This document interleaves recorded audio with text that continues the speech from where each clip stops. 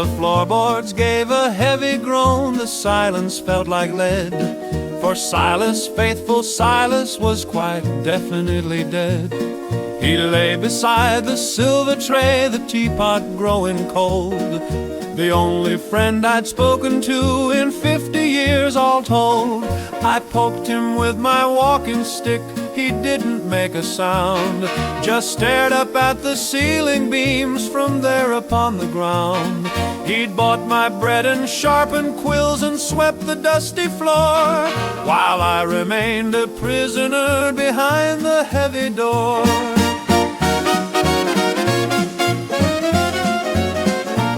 I looked into the mirror at a ghost of silver hair, with skin as pale as parchment and a frantic hollow stare. I cannot stay, I whispered to the shadows in the hall, for who will bring the kindling or the water if I fall? I reached a hand all trembling toward the iron latch.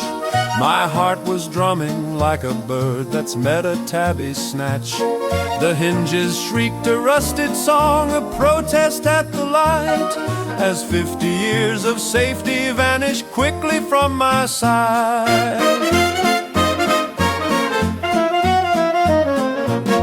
The sun was like a hammer blow, a golden heavy weight.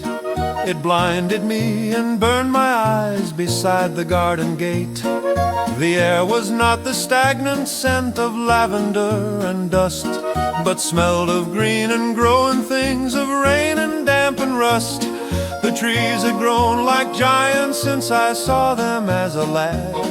They reached for me with leafy arms, and oh, it made me mad. "You've grown too tall," I shouted at an oak tree by the path.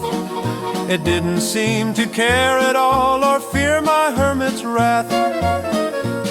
I stumbled down the overgrown and winding gravel track.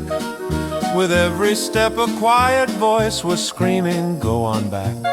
But hunger is a master that a man cannot ignore, and so I marched toward the town I hadn't seen before. But where were all the horses, and where was all the hay? The world had turned to polished steel while I had been away. Great metal beasts with glowing eyes went rushing through the street, without a hoof or bridle, and they moved on rubber feet.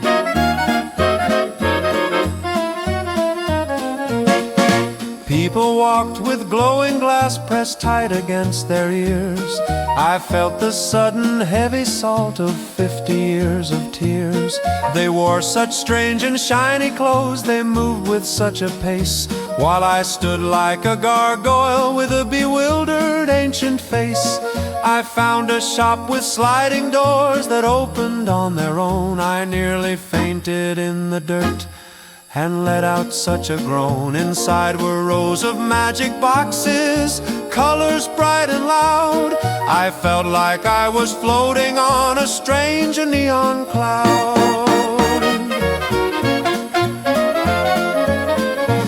I found a loaf of crusty bread and clutched it to my chest. The clerk looked at my tattered robes as if I were a guest from some forgotten century, or maybe from the moon. He asked me for a card or tap, I felt I'd perish soon. I pulled a heavy golden coin from deep within my fold. The boy just stared and stuttered at the glitter of the gold. "I've nothing else," I told him as I turned to find the way back to the cottage in the woods where Silas used to stay. The walk back was a trial, but the air felt strangely sweet. The grass was soft as velvet underneath my tired feet. I reached my door and stepped inside and locked the world away, to face the task of burying poor Silas in the clay. I'm back within my quiet walls, the kettle's on the flame. The world outside is marvelous, but nothing is the same. I'll miss my faithful servant and I'll miss his quiet tread, but now I know the sun still shines though Silas might be dead.